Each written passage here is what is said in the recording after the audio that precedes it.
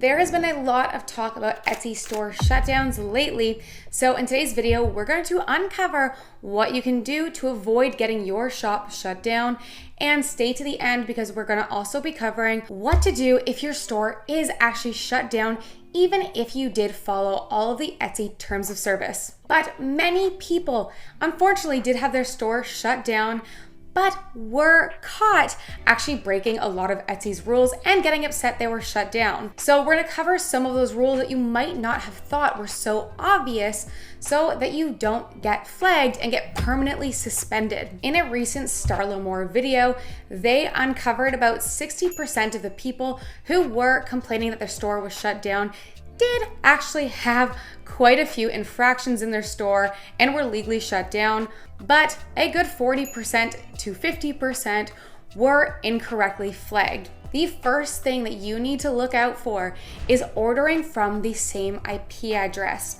So if you create a design in your store and then you have your boyfriend who lives with you purchase from your store, Etsy is going to flag this as you buying your own product and leaving false reviews. One of my students had their Etsy store open at their work, and they had done some work on their store at their workplace, and some of their coworkers had decided to order from her shop. And unfortunately, this flagged to Etsy that an IP address was ordering from the same place the shop was operating from, which can cause them to shut down your store again for leaving fake reviews, even if that isn't the case. So just be very careful with this. So if friends ever want to order from me, or even my boyfriend, I will make sure they're not doing it from the same house that I live in. I would wait till they're home, wait till they're somewhere else, and just be very careful because this again can set off flags and get your shop suspended. Number 2 is copyrights. If you are selling Taylor Swift, if you are selling Disney Channel products, if you are selling NASCAR, there are so many different brands, well, pretty much every single brand, that you are violating copyright because you are profiting off of someone else's brand. And people can find you even if you don't use it in your tags and your title. I once had a van life shirt and I used a photo of a van. It didn't say Volkswagen. It didn't even have a Volkswagen logo on it. But unfortunately, my listing was flagged for having the likeness to VW. So some brands are very, very, very picky about, even if it could potentially be crossing a copyright boundary, they can take you down. So many people are gonna argue with me and say, well, there's thousands of people selling Disney and Taylor Swift on Etsy. And it is true, but it's a matter of time. There was a story about someone being sued by a country singer, I can't remember who it was, because she was selling merch related to his brand. So you have to be very careful, and just because other people are doing it doesn't mean you're gonna get away with it as well. And a lot of times these other stores are operating from countries that are very far away, and what happens is they shut down and they're open again under a brand new name the next day. I had this happen to my store. Someone kept stealing all my designs. I had reported them. They were copywriting Disney, a whole bunch of things. Their store got shut down because I reported them for stealing my things, and I'm sure a lot of these other copyrighted things that they were breaching on had reported them as well. And then a week later, they were open again with all of my designs, all of those last designs that were reported for as well, and they were up and running until they were shut down again. And you have to be careful even using certain phrases. Certain phrases are copyrighted, and you should be checking them using USPTO. I will link my other video that is up next on how you can use it to check these phrases to make sure that you are not breaching any copyrights. You might ask, well, how many copyright strikes do you get?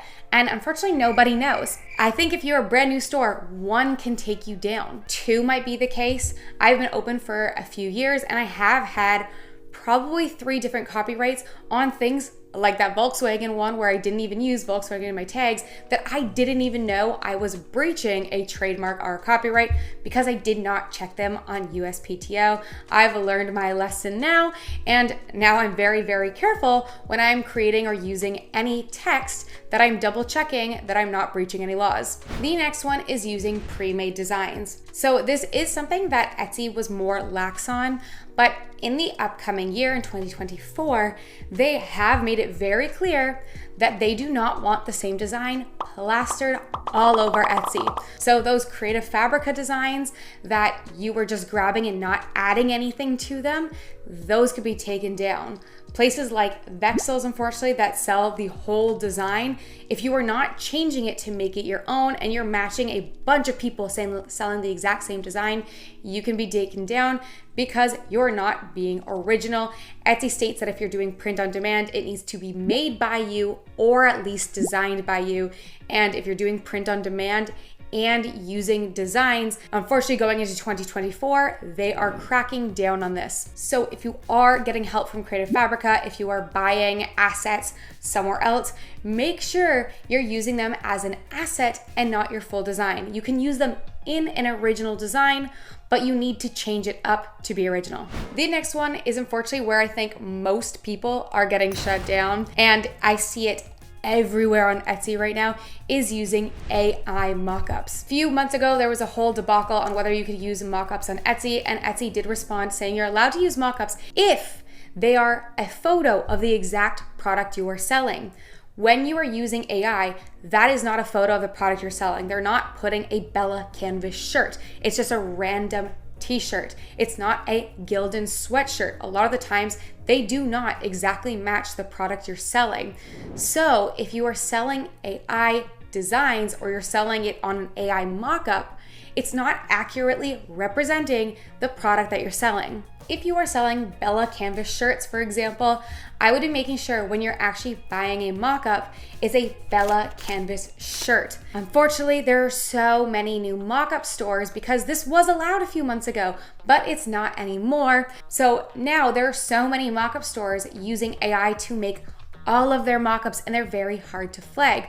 Luckily, there is a new Facebook group made by one of my students, thank the Lord, and she created a Facebook group where they bring up every single mock-up shop that actually uses real models so that you're not going to be confused on whether you're buying an AI mock-up or not. Once you get an eye for them, it's very easy to spot out AI mock-ups, but when you are first starting, they can blend very well with the real ones. Once you're actually buying mock-ups that are of the actual product, they're real people, they're a real mock-up, then I would also now take extra steps to make this original, because going into 2024, we're already in 2024, but for the rest of it as well, Etsy has stated they are cracking down on images that are appearing all over the internet. And they're using AI bots to do this. So if you're using the same mock-up as a bunch of people, and it's also on a bunch of websites, it's on Temu sites, it's on Shein sites, it's on Google, it's everywhere else,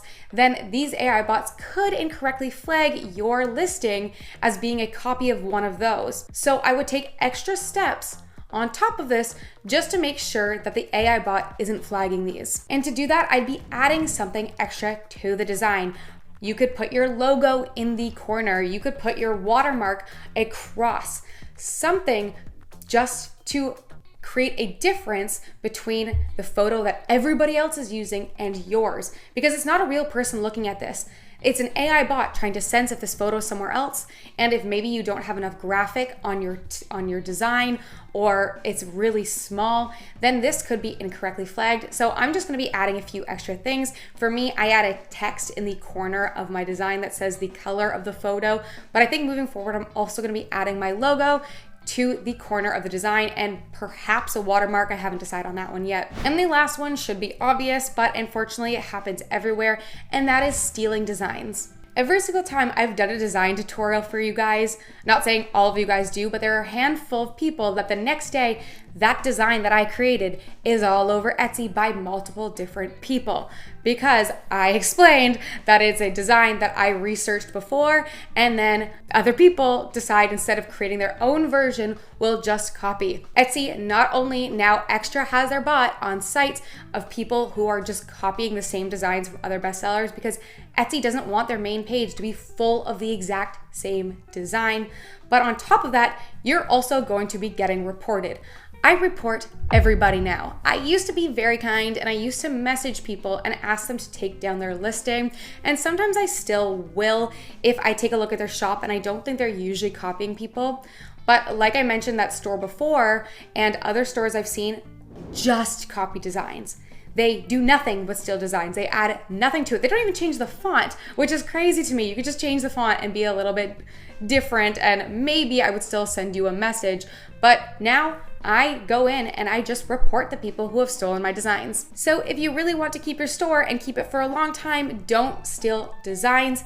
Make something your own. I do research to find bestsellers, to find ways to apply this to new niches, to study what fonts are doing well. And then I'll use ChatGPT to come up with new text. I'll change fonts. I'll add in different prints. I'll change the graphic so that after, when I have a design that was based off someone else's bestseller, it looks nothing like it, but I'm grabbing winning elements from multiple different bestsellers to create my own original bestseller. And on top of this, I would just recommend going through Etsy's terms of service to make sure the products that you're selling aren't crossing any boundaries. Okay, you might have gotten this far and been like, okay, I followed all of these, and I still don't understand why my Etsy store was shut down, and it was shut down permanently. When I first started, it was still very common for what I called the newbie shutdown, which is where your shop would get suspended. You'd send them an email and it would be back in a few days.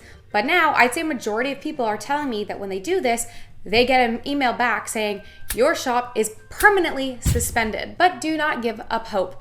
It is time to get annoying. So if you've honestly not crossed any of these, or it was a misunderstanding, say like one of my students whose coworkers ordered from the same IP address, or there was literally just no reason you were shut down, it's probably because an AI bot went through your store, flagged something, took it down incorrectly, and it was still an AI bot that messaged you and permanently suspended your store.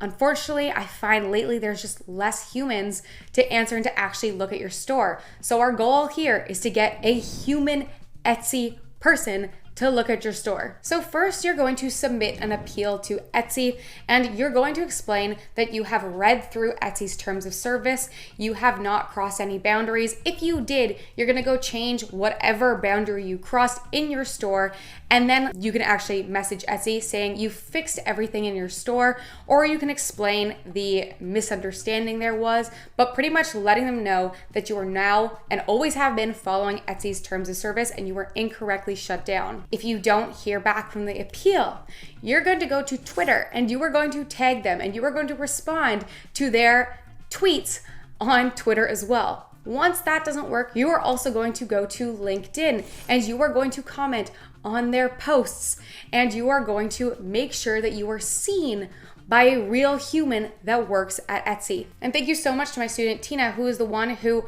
did all this research to find out how to get back her store, and through messaging them on LinkedIn was able to get into contact with someone on Etsy, and they were able to actually go look at their store, a human, not AI bot, and within a day, she got her store reinstated, even after she got the message saying that her store was permanently suspended. I know another student who a while ago lived near the Etsy office and actually went into Etsy, I'm not sure if I should say this, but actually asked if she could talk to someone about how to get her Etsy store reinstated. AI is great, but not when it replaces real humans that need to actually do a manual check, because since these AI bots have gone crazy with flagging, so many people are getting permanently suspended when it literally makes no sense for them to.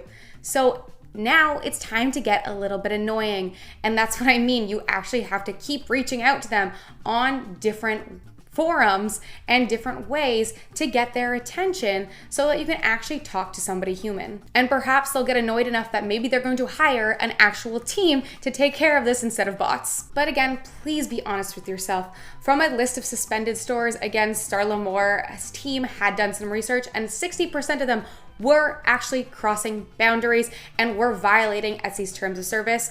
Then if you're doing that, even if a human takes a look at your store, you're staying shut down. But if it's honestly something that was a misunderstanding, or you were just incorrectly flagged, which has happened so many times, you can get your store back. Thank you guys so much for listening. I really, really hope this helped you guys out. And if it did, if you could please drop a like and subscribe, it would help me so much.